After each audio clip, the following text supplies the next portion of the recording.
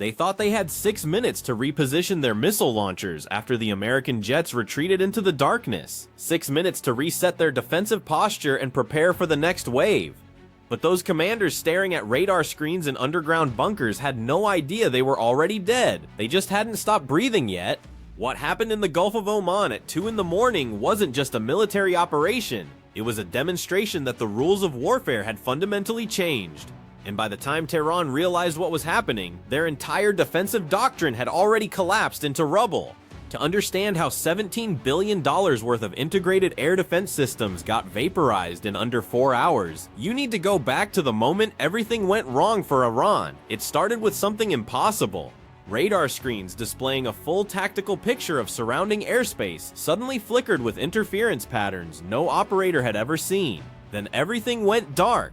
Not in sequence, not in a cascade of failing systems, but instantly across the entire network.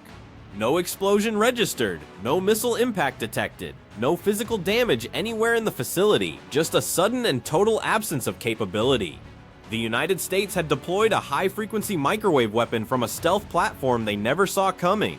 In a single electromagnetic pulse lasting less than a second, every processing chip in Tehran's integrated air defense network was rendered permanently inoperable. This wasn't a warning shot, this was the opening move in the most technologically asymmetric hunt in modern warfare. But Iran wasn't defenseless. Deep beneath the Zagros Mountains, massive steel blast doors built into limestone bedrock, ground open. From the darkness emerged 17 transporter-erector launchers, mobile missile systems designed to deny airspace to any adversary. This was Iran's missile city, a network of hardened bunkers and tunnels built over decades specifically to survive a first strike and retaliate with overwhelming firepower. At Cape Jask on the southern coast, the Khorram Shah Air Defense Unit activated its electronic warfare array, flooding the electromagnetic spectrum across a 200-kilometer radius with jamming signals. A deliberate wall of white noise designed to blind American data links and prevent coordination between aircraft and ships. Here's where Iran made their first fatal mistake. They believed they had created a sanctuary where American technological advantage was neutralized. But confidence in warfare is often just ignorance wearing a uniform. Because while Tehran was congratulating themselves on their clever defensive posture, something unusual was happening on the deck of the USS Abraham Lincoln. 2 Boeing F-18 Super Hornets launched into the darkness, accelerated from 0 to over 150 miles per hour in less than 3 seconds by electromagnetic force alone. No steam, no hydraulics, just pure kinetic efficiency. And those Super Hornets weren't flying a normal patrol route. They were flying directly toward the edge of Iran's air defense perimeter, deliberately and provocatively. Tehran took the bait immediately. 2 surface-to-air missiles launched from positions near the coast, their rocket motors igniting with trails of white fire. The missiles were tracking, closing fast, and inside the lead Super Hornet's cockpit, the pilot felt the crushing weight of a 9G turn, while deploying high-intensity magnesium flares burning hotter than the sun. The missiles lost their target picture entirely. The Super Hornets vanished into radar clutter and darkness. Iranian commanders exhaled thinking they had repelled the intrusion, but they weren't just wrong. They were operating inside a reality that no longer existed. Remember this detail, because it becomes crucial later. Every move Tehran made was being cataloged, triangulated, and transmitted to strike packages they didn't even know were in the air. High above the battlefield, at 60,000 feet, well into the stratosphere where air is too thin for conventional aircraft, the RQ-180 was holding station in perfect silence. This Northrop Grumman stealth reconnaissance drone doesn't officially exist in any public budget document. With a wingspan wider than a commercial airliner and covered in radar-absorbent skin, it doesn't just observe the battlefield, it dissects it. The RQ-180's synthetic aperture radar works by sending out microwave pulses and measuring reflections with such precision that it builds 3-dimensional images regardless of weather, darkness, or camouflage. And it was watching something very specific. Those 17 Iranian launchers had dispersed and blended into civilian traffic on the highway, using commercial trucks as cover and human shields. Smart tactical awareness that complicated targeting and raised political costs. But the RQ-180's onboard AI doesn't care about political costs. It distinguishes steel density signatures and wheel spacing of heavy military transporters from civilian trucks with terrifying precision. This is where the story takes a turn nobody expected. By 2:46 in the morning, encrypted targeting data was bouncing off relay satellites and flowing into the Lincoln's Combat Information Center via Link 16, the secure network tying together every sensor and shooter in the strike group. Those 17 launchers appeared as bright red icons with GPS coordinates accurate to within 3 meters. The kill chain was ready. But Tehran activated the Bavar 373, a passive radar system that doesn't emit signals but picks up reflections from commercial radio, GPS satellites, even faint returns bouncing off stealth aircraft fuselages. Because it's passive, it's nearly impossible to detect.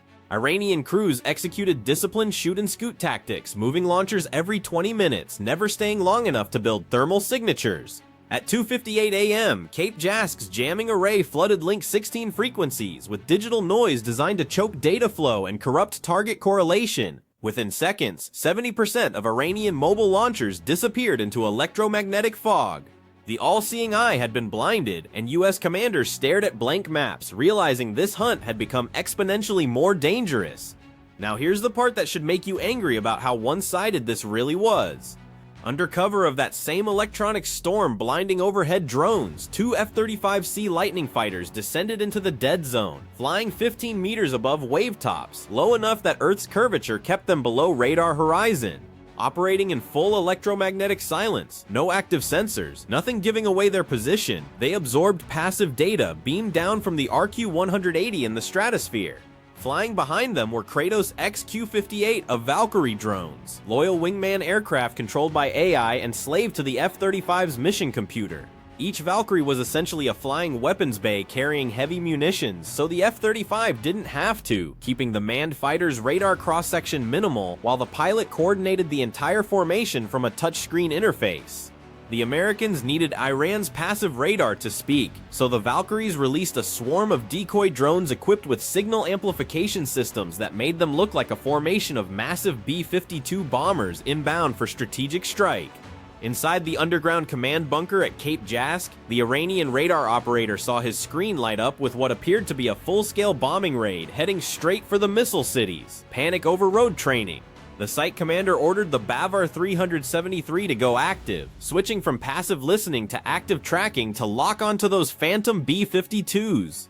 The moment that radar lit up, it stopped being invisible and became a beacon. The RQ-180 triangulated the emission source instantly and transmitted coordinates to the F-35C. The Valkyrie's belly base swung open, releasing a Raytheon SM-6 missile traveling at Mach 3.5. It covered the distance in under 90 seconds and obliterated the Bavar 373 radar array before the Iranian crew realized they'd been deceived. The shield was gone, the sky was open. And this is where it gets personal for every Iranian commander who thought they understood modern warfare. At 3:20 a.m., realizing their eyes were being systematically destroyed and Americans were inside their decision loop, Tehran reached for a crude but potentially devastating contingency plan. From tunnels carved into limestone over decades, they activated interconnected launch cells, and suddenly the night erupted. More than 30 surface-to-air missiles launched in a massive unguided barrage, passive infrared seekers chasing the hottest things in the sky. Against the cold night backdrop, jet engines burned like torches. For the F-35C in Valkyrie formation, the sky became a wall of fire, streaks of white exhaust climbing from every direction. The cockpit threat warning system flooded the pilot's helmet display with launch alerts. Even with radar-absorbent coating, thermal signatures from engines at high speed made them targets. But this was exactly the scenario they trained for.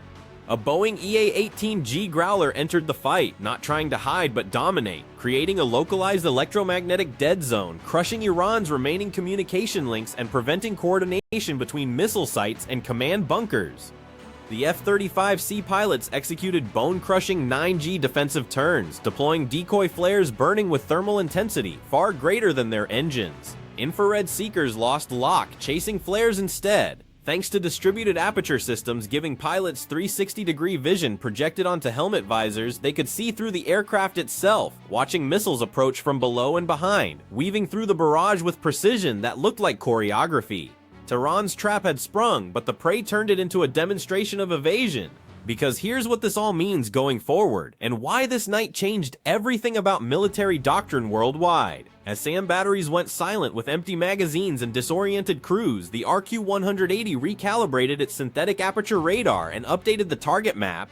God's eye was fully restored, cutting through smoke and clutter to pinpoint exact locations of remaining 17 launchers now stationary in rocky crevices, trying to hide. At 3:45 a.m., the F-35C launched AGM-154 joint standoff weapons, glide bombs with GPS guidance and 70-kilometer range that flew pre-programmed routes hugging terrain and impacted with surgical precision. All 17 launchers were destroyed within minutes. Terran's final card was a swarm of shocked 136 drones from hidden coastal sites, low-cost loitering munitions designed to overwhelm defenses through sheer numbers in a saturation attack aimed at the carrier itself. But the XQ-58A Valkyries broke away from F-35 formations and moved to intercept, operating entirely on autonomous AI that calculated optimal headings in milliseconds. Instead of wasting million-dollar missiles on cheap plywood drones, they used onboard kinetic interceptors and solid-state lasers that burned through control surfaces and engines. Each shocked was destroyed before getting within visual range of the fleet. A reusable AI drone protecting a $13 billion aircraft carrier from expendable threats. If a Valkyrie is lost, it's a budget line item. If the Lincoln is hit, the strategic balance shifts. Dawn broke over a battlefield, showing almost no physical scars because the US didn't level cities or crater runways. They performed surgical dismantling of command and control architecture. The integrated air defense network that took decades to build was paralyzed. Missile cities supposed to be untouchable were exposed and defenseless. The Iranian military withdrew into deep underground shelters, preserving what remained after learning that cheap drones and electronic warfare bought nothing except collapse of multi-billion-dollar doctrine. The Americans used jamming, stealth reconnaissance, and precision strikes to turn every expensive Iranian system into scrap. The logic is brutal in 5th-generation warfare. Whoever transmits first dies. The US hunted with passive sensors, and to find them, Iran was forced to activate every system they had. The moment they lit up, they became the brightest targets on the planet. In the silence of the Gulf, Tehran learned that power in the modern age isn't about arsenal size, but discipline to stay invisible. They spent decades building a wall of fire only to discover it was made of glass. Every radar pulse wasn't a searchlight, but a flare illuminating their own position. The future of warfare is silence, and for anyone still believing that quantity beats quality or that jamming defeats stealth, this 4-hour dismantling of Iranian air defenses just proved that ghosts don't fight fair, and they never announce themselves until after you're already dead.